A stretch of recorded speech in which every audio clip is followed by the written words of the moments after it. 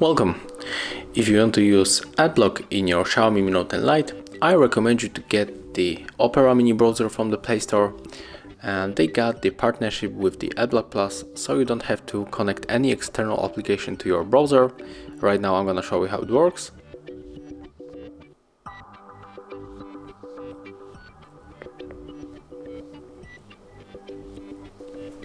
Click on the open.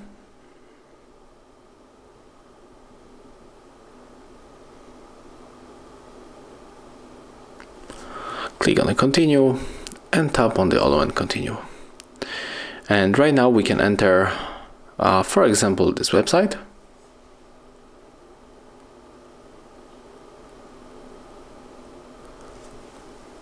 Click on the no thanks. And as you can see here we have the notifications that the first ads were blocked. So right now when we scroll down, we cannot find here any ads. So it's really cool and useful. I hope that'll help you guys. If I do, leave thumbs ups, comments, and of course subscribe to our channel.